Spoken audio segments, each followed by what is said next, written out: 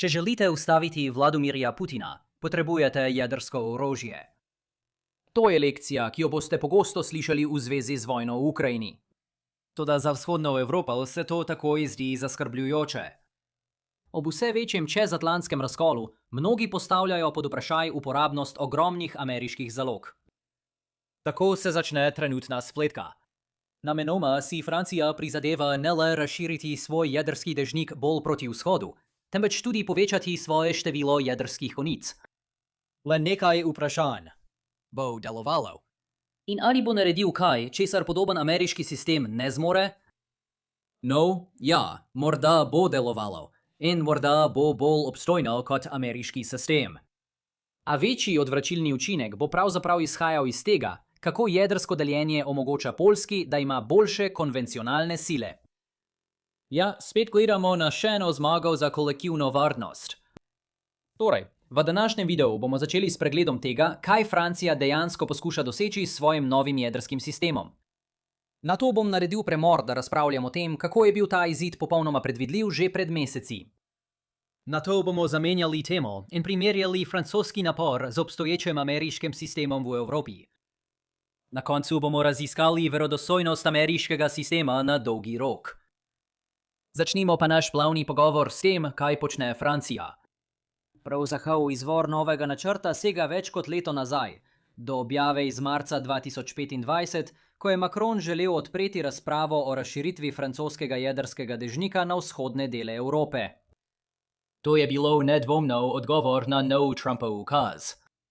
Izbruh v ovalni pisarni in pogovor o kartah sta se zgodila le teden dni prej, zaskrbljenost v Evropi glede ameriškega stališča pa je bila na najvišji ravni doslej.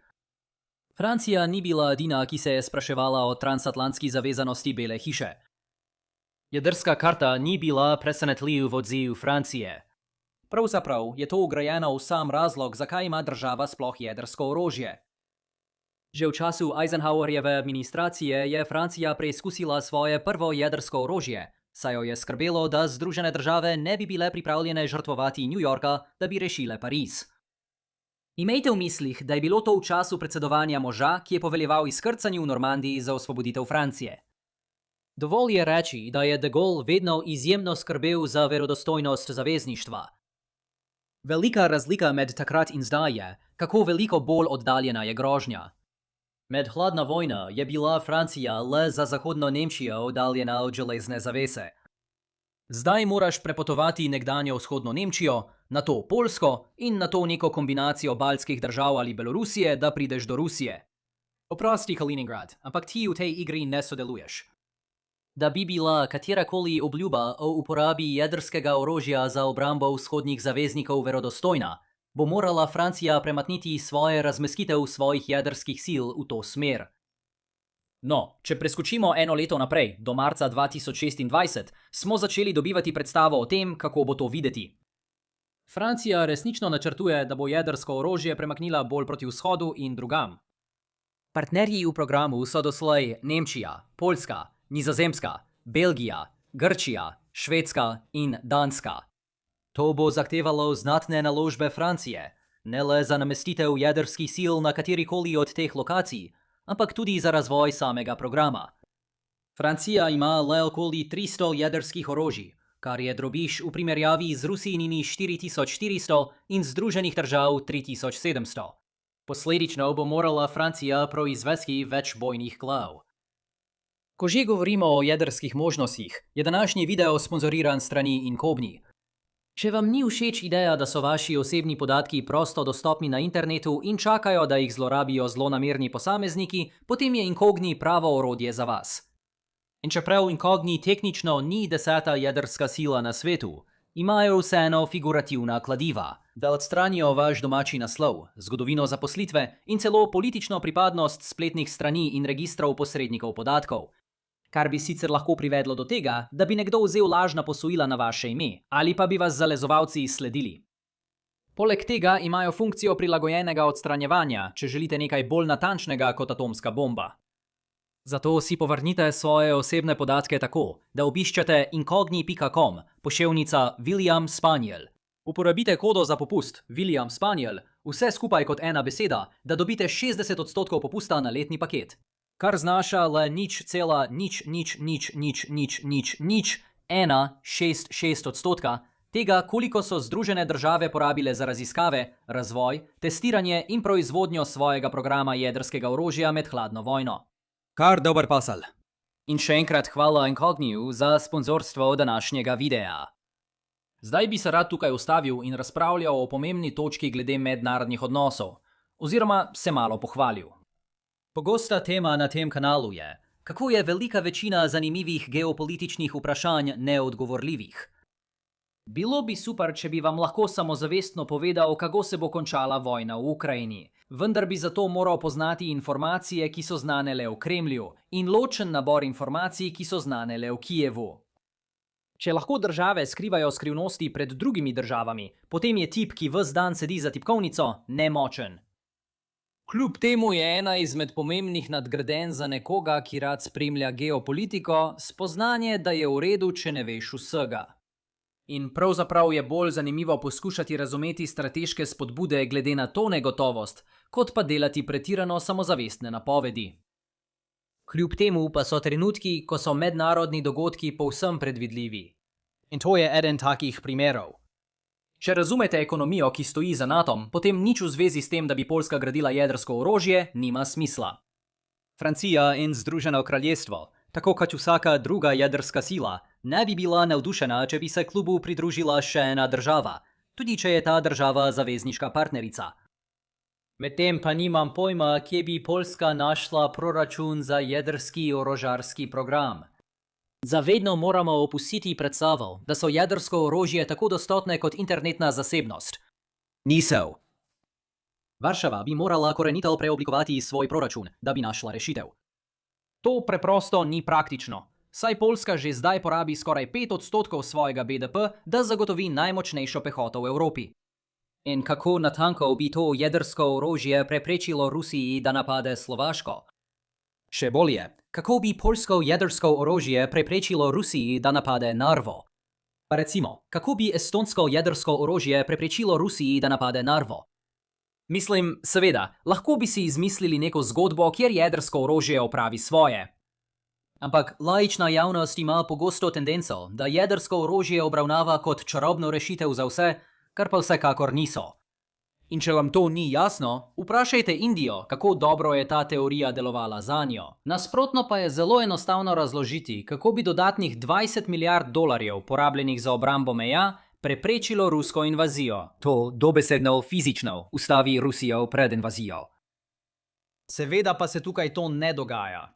Pravzaprav je širitev francoskega jedrskega programa tista, ki Poljski omogoča, da vztraja pri nakupu projektilov za pomiritev Putina v bližini meje. In zame je to tukaj najpomembnejša ugotovitev. Ob vseh težavah, ki jih prinaša verodostojno jedrsko grožnjevanje, bo širjenje jedrskih lovk proti vzhodu vsaj nekoliko ustavilo Kremelj. In morda Francija v resnici ne bi ukrepala, ko bi prišlo do resnega trenutka. Toda vzpostavitev nove doktrine povečuje tveganje za nekakšno nesrečo, če bi prišlo do krize. In ta neobvladljiv vidik jedrskega orožja je odvračilni dejavnik sam po sebi. Kljub temu bo dejstvo, da širitev francoskega jedrskega dežnika sprosti več denarja za konvencionalno obrambo, na koncu imelo večji odvračilni učinek. Tako je kolektivna varnost vedno delovala. In očitno bo tako kolektivna varnost delovala tudi v tej dobi globalnih konfliktov.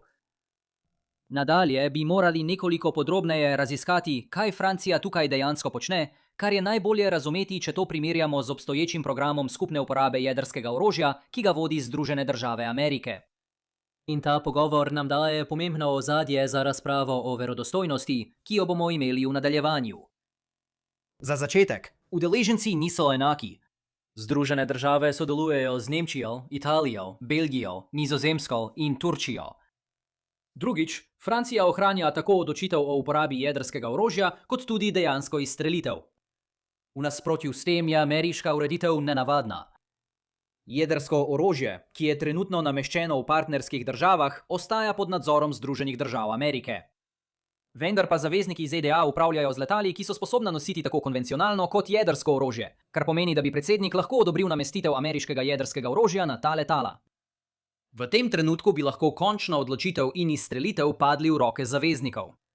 To ustvarja verodostojnost v izjemnih primerih, ko Združene države niso pripravljene prevzeti odgovornosti za izstrelitev, so pa pripravljene sprejeti kazen za to, da so orožje podarile. Preostala velika razlika je v vrsti arzenala. Francija ima samo strateške bombe, tiste velike, namenjene uničenju mest. Nasprotno pa so orožja, ki jih Združene države razmeščajo v tujini, taktično jedrsko orožje, kar pomeni, da lahko dosežejo manjšo rušilno moč, namenjene uničenju napredujočih kolon vojakov. Ko ljudje slišijo besedo jedrsko, se vse nianse izgubijo. Toda ta orožja bi imela zelo različne namene. Morda si predstavljate, da je veliko lažje groziti z izstrelitvijo jedrskega orožja na množico ruskih vojakov, kot pa bombardirati Sankt Peterburg. In vzporedno s Francijo bi lahko ameriško orožje prišlo bolj v poštev. Prav tako potekajo razprave o tem, da bi Združene države razširile svojo jedrsko prisotnost na vzhodnem krilu. Prva stvar, ki jo moramo tukaj poudariti, je, da se moramo popolnoma in nedvoumno oddaljiti od predstave, da gre tukaj za Trumpovo zadevo.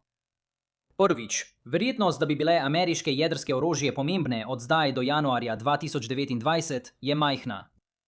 Najpomembnejša grožnja Evropi se ne more začeti, dokler se vojna v Ukrajini ne konča. Ta konflikt se še vedno zdi tako nerešljiv kot vedno. Števec pa se vsako jutro znova ponastavi, ko se zbudimo ob novih poročilih o napadih z droni.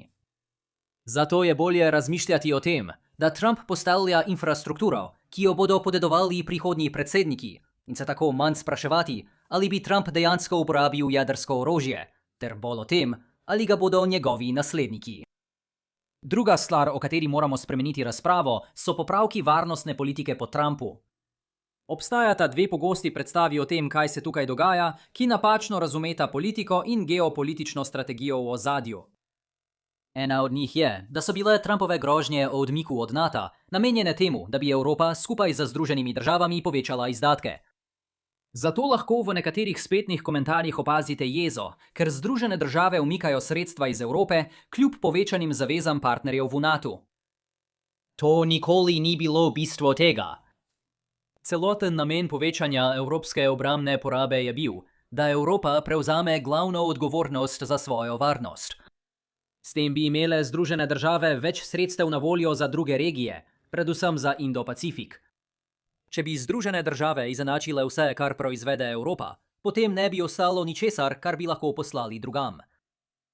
To je zmedeno zaradi vse diplomacije, ki je bila vložena v to odločitev. Vendar je večina teh pogovorov namenjena usklajevanju tega procesa, da Zahod ne bi pustil nepotrebnih varnostnih vrzeli. Drugotno je šlo za razpravo o tem, kaj pričakovati od Washingtona v primeru krize, saj morajo Združene države istočasno skrbeti tudi za to, kaj bi se lahko zgodilo s Tajvanom. Nikoli ni šlo za vzpostavitev quid pro quo. Čakaj, je povečana evropska obrambna poraba delovala kot nadomestilo za ameriško vojaško moč? Več o nadomestkih kot o srednjem pojmu v vojaški strategiji v nadaljevanju. Druga zmota je, da mora Evropa zgolj premostiti obdobje med zdaj in letom 2029, ko se bodo stvari vrnile v normalno stanje. Da, na spletu boste videli prenadjena mnenja, ki gredo v popolnoma nasprotno smer, da Združenim državam Amerike ni več mogoče zaupati in da mora Evropa popolnoma prekiniti transatlantske odnose. Opazili boste, da odločevalci, ki so odgovorni, v resnici ne verjamejo v to, saj še naprej sklepajo dolgoročne dogovore z Belo hišo pod vodstvom Trumpa. Toda tudi to še vedno zgreši bistvo. Če se osredotočamo na to, ali lahko Evropa zaupa Združenim državam, se to spremeni v pogovor o tem, da bomo leta 2028 zavrteli kolo, ne da bi vedeli, ali bo žogica pristala na ponovitvi Trumpa ali na vrnitvi v preteklost. To ni pravi okvir za razumevanje položaja in celoten pogovor vrti okoli Trumpa, namesto da bi širše pogledali na interese ZDA. Naj bom neposreden. Ne bo vrnitve na staro. Vsak ameriški predsednik od nastanka NATO je želel, da Evropa nameni ustrezna sredstva za svojo vojsko. Zdaj, ko se to končno dogaja, noben naslednji predsednik ne bo razveljavil politik, ki so do tega pripeljale. Predstavljamo si, da pride naslednji predsednik, tudi če je demokrat, in dejansko napove: hej, vrnimo se k subvencioniranju evropske varnosti. V tistem novičarskem ciklu bi jih popolnoma uničili. Ni šanc, da bi se sami spravili v to. Zdaj, kar se bo verjetno spremenilo, je vljudnost transatlantskega dialoga, kar bo nedvomno evropskim diplomatom omogočilo, da si oddahnejo, saj so ta izdih zadrževali 4 leta do takrat. In Evropejci, ki tako vztrajno proizvajajo orožje, ker ZDA ne morejo več zaupati, lahko še vedno ohranijo nasmeh na obrazu. Zdrava vojaška poraba Evrope pomeni, da ima več pogajalske moči za vplivanje na usklajevalne strategije zavezništva. Kakorkoli, pogovarjati bi se morali o novih načrtih ameriške razporeditve. Da bo jasno, To so za zdaj še vedno razprave na Pentagonu. ampak mislim, da je v tem nekaj, kljub nenavadni postavitvi, kjer Združene države umikajo konvencionalne enote, hkrati pa razmišljajo o povečanju nekonvencionalnih razporeditev. Osnovna ideja je razširiti obstoječi program, kjer Združene države sodelujejo z zavezniki prek NATO pri vzdrževanju dvonamenskih letal, ki nato omogočajo prednjo razmestitev jedrskega orožja. Poljska je na vrhu seznama, vendar so, za razliko od novega francoskega programa, v razpravo vključene tudi baltske države. Da vam dam nekaj konteksta o situaciji. So imele Združene države med hladno vojno vnaprej nameščenih v Evropi kar 73 jedrskih orožij. Zdaj jih je ostalo približno 100 bomb B-61 tistih taktičnih naprav, o katerih smo prej govorili. In če poznate nekaj strateške zgodovine hladne vojne, bi to lahko začelo znova imeti smisel. Na vrhuncu sovjetske grožnje so bile Združene države zelo zaskrbljene zaradi razlike v številu vojakov vzdolž železne zavese. Taktično jedrsko orožje naj bi bilo veliki izenačevalec, ki bi dovolj dolgo oviralo sovjetsko napredovanje, da bi Združene države lahko uravnotežile razmere. Če nameravajo Združene države zmanjšati svoje sile v Evropi, smo spet pri istem problemu kot prej. Taktično jedrsko orožje je odgovor. Kljub temu sem zasledil nekaj pomislekov, da je arzenal dober le toliko, kolikor je verjetna grožnja, da ga bomo uporabili. No, seveda. Umik ameriških vojakov iz regije je drag signal v napačno smer, ki morda izniči celoten namen te vaje. Mislim, da je tukaj vredno imeti v mislih dve stvari. Nameščanje orožja je prav tako drag signal. Prepuščam ameriškim nasprotnikom, da se odločijo, ali je znatna širitev ameriške jedrske prisotnosti v Evropi bolj ali manj grozeča kot nekaj tisoč vojakov na terenu.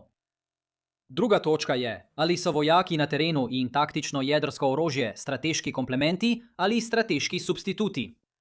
Ti koncepti ne dobijo toliko pozornosti, kot bi jo morali, verjetno zato, ker nas silijo razmišljati o mešanih parcialnih odvodih, vendar so ključni za oblikovanje dobre vojaške politike. Za trenutek se ne obremenjujmo z vidikom signaliziranja in predpostavimo, da je vse javno razumljeno glede ameriške odločenosti. Dve vrsti orožja sta komplementarni, če dodatna enota ene naredi dodajanje naslednje enote druge bolj privlačno. Nadomestki so, če dodatna enota ene naredi naslednjo enoto druge manj privlačno.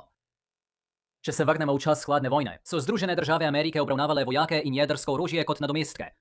Odsotnost vojakov na terenu je povečala vrednost prednje razporejenega jedrskega orožja. Drugače povedano, strateška ranljivost v Evropi je naredila uporabo taktičnega jedrskega orožja bolj verodostojno, ker Združene države niso imele izvedljive alternative. In zato se zdi ta politika smiselna, tudi če morda ni ravno to, kar Evropa išče. To ohranja vpletenost Združenih držav na evropski celini, hkrati pa premika druge sile v Indo-Pacifiško regijo. Omejitev za Evropo je, da še vedno govorimo o jedrskem orožju, da ne pozabimo, da je verodostojna grožnja z uporabo jedrskega orožja vedno izziv. Torej, kakšne so naše ključne ugotovitve za danes? Francija želi razširiti svoj jedrski dežnik v vzhodno Evropo. To je razumna izbira glede na široko vojaško načrtovanje NATO. Medtem pa ameriško vojaško načrtovanje gleda na časovno obdobje, ki sega daleč preko Trumpove administracije. In širitev ameriškega programa delitve taktičnega jedrskega orožja je smiselna izbira glede na globalne prioritete Pentagona. Še enkrat hvala Incogniju za sponzorstvo današnjega videa. Pojdite na incogni.com, poševnica William Spaniel, in uporabite kodo za popust William Spaniel, da prihranite 60% pri letnem načrtu. Če vam je bil današnji video všeč, ga prosim všečkajte, delite in se naročite na kanal. In se vidimo jutri. Pazite nase.